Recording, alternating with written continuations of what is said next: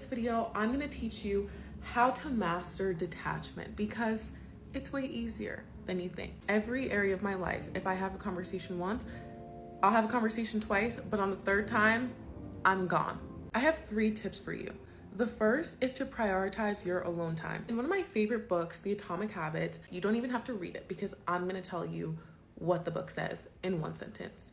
Make good habits easy and make bad habits very difficult. Now, if you keep involving yourself with the thing that is making you stressed, making you angry, making you upset, the easiest way to overcome that is to make your alone time as beautiful and as wonderful as you can. Make yourself the best person that you know. I am the most entertaining, loving, caring, trustworthy, and reliable person that I know. So I can't accept anything less from any person or any environment. Get hobbies. Make sure you have places to be. Because if you have places to be, and first off, your time won't even be wasted. You'll be valued more. You'll be treated better in general if you're the type of person whose time and company is scarce. My second tip is to talk. I don't know why in our society, everyone feels like the best thing to do is to not burden others with their emotions or their problems. You should have a trusted, close circle that you can tell things to. If you don't, talk to God by yourself, talk to a therapist, or talk to yourself in the mirror. Speak ad nauseum about the things that are weighing on your heart because sometimes that's what you need to do to get sick of your own situation and make a change. And my third is to get healthy outlets. I like to do oil pastels after work. I like to paint after a long day. Get outlets that are very low cost that you have easy access to. I see a lot of people using drinking or other substances as a manner of letting the stress out, letting the anger out, but once that hangover is gone, that problem is still there. On top of that, now you are too drained to do anything productive for yourself. This is how to become the best version of yourself. Physically, spiritually, professionally, mentally, emotionally. Foolproof. This is how you glow up your life. Winter arc is here, meaning we're not waiting for the new year to start our goals. We're starting right now. We're becoming our highest self before the new year. And I'm going to make this a little glow up series where I give you spiritual tips to glow up, astrology tips to glow up, quantum physics, as well as self-care, nutrition, diet.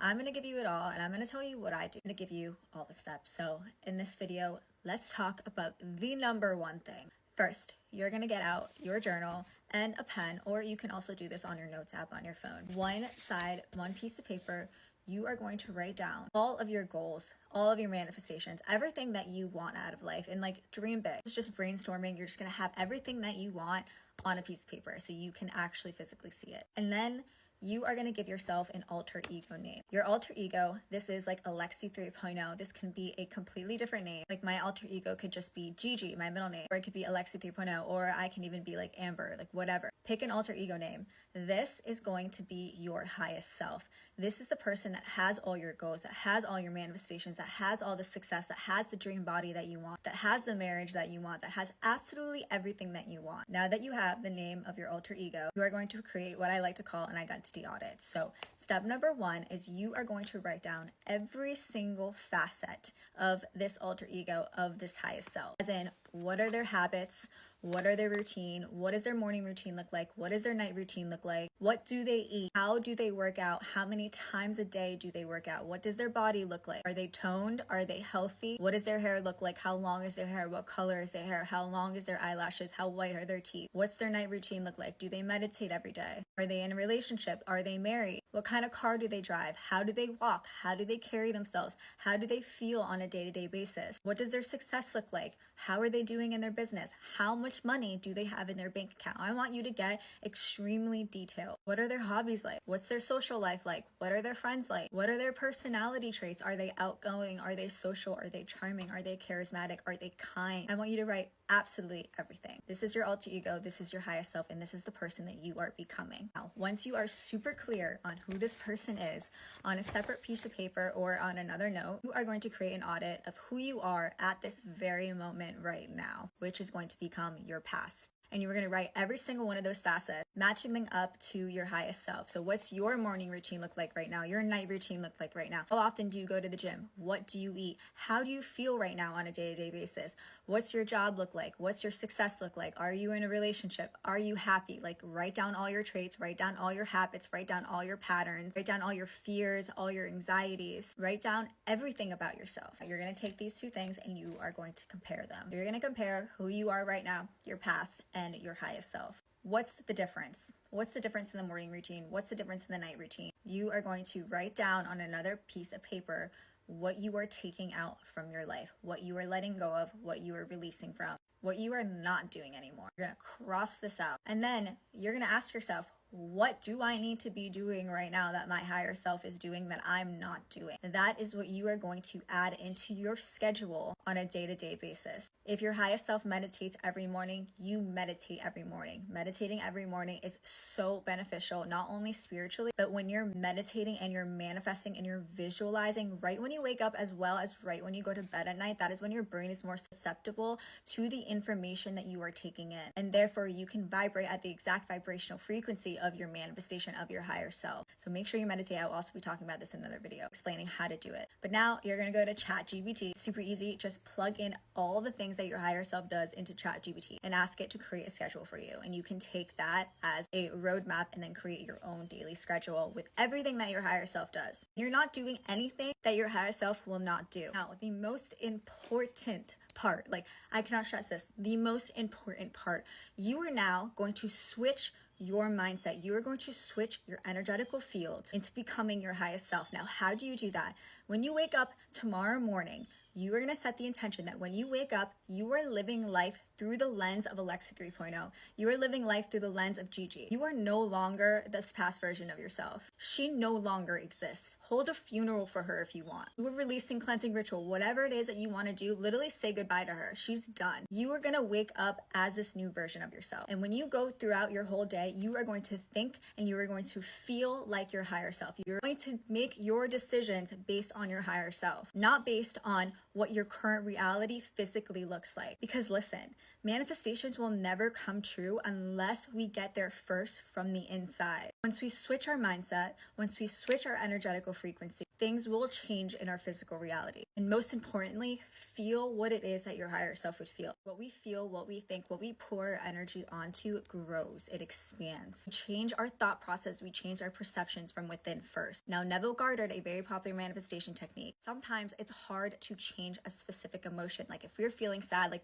over something, like maybe a family member died, maybe our dog died, it's hard for us to switch that sadness emotion to happiness, which we know our higher self would feel. This is an example. You're at a bank, right? And you're just so frustrated that you're waiting in this line, even though that you currently in your physical reality, you see that you physically actually only have like $50 in your bank account, but your highest self has $500 in your bank account. Okay.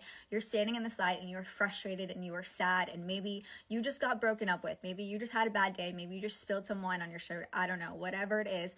You were frustrated. Instead of taking that frustration out on like, I'm so frustrated, like I literally only have $50 in my bank account right now, like how am I supposed to buy all these things? Instead of having that perception, you are going to switch your mindset like that, and you have to be so mindful of what you're thinking at all times, because you're thinking as your highest self. You are frustrated, you are sad, you are upset, but listen, you're frustrated because you're waiting in this line for so long because you are about to deposit $500,000 cash in the bank. You need to get to like picking up your brand new Range Rover. You're gonna just switch that mindset. You're just gonna switch the perception of why you're sad. Another example of like switching an emotion is anxiety. Anxiety and excitement are very, very close emotions, okay? So if you are standing in line to get a coffee, you are broke, like you don't know how much money is in your bank account, and you're gonna like check your bank account to see if you have enough money to like buy this coffee or buy whatever you're buying. You had that anxiety inside, right? You're gonna stop yourself right in your tracks. You're gonna be mindful and you're gonna turn that anxiety into excitement. Instead of thinking to yourself, how much money do I have? Like, can I afford this? Or do I have to like walk out of line right now? You're gonna think, oh my God, I'm so excited. I just deposited a $500,000 into my bank account. I'm so excited to see that hit my bank account, and now I have to move into my high yield savings account. Turn that anxiety into excitement. Become your highest self. If it helps you too, which it helps me, I pretend I'm literally in a movie. Like I'm playing a character, I'm playing my highest self, Lexa 3.0 in a movie. I imagine like how would I be standing right now? Like, I would be standing with like good posture because that's what my higher self would look like. Like, I'm in a movie, no matter if I'm alone in my room, like I will brush my hair, I will comb my hair like my higher self, I will apply my chapstick like my higher self, I will do absolutely everything like my higher self, like you are in a movie. You are playing your character in a movie. Once you start doing that, your manifestations, the things that you want, your goals are going to physically appear in your reality. I promise you. In my next video, I'm going to give you some more tips. Let me know if you guys want it to be astrology based, if you guys want it to be quantum physics based, if you guys want me to share what my spiritual hygiene routine is, because I do believe that having a good spiritual hygiene routine is essential. I can give you some beauty tips on how to glow up astrologically, spiritually, using quantum physics, whatever you guys want, let me know. I'm so excited about this series because I'm also glowing up myself right now. And let me know down in the comments what your alter ego name is. Love you guys. Let's talk about how to get harder and smarter from a research scientist perspective, as one of the main pillars of my research is the love gap. Now, these are going to be practical steps. The first one, you need to invest in your wardrobe. Save $1,000, and I want you to buy quality pieces. Also, with that $1,000, I want you to buy a statement piece that is outerwear. So whether it's a cardigan, whether it is a jacket, something that is a statement piece. Why is this important? Your outfit and your scent are the two things that speak before you open your mouth.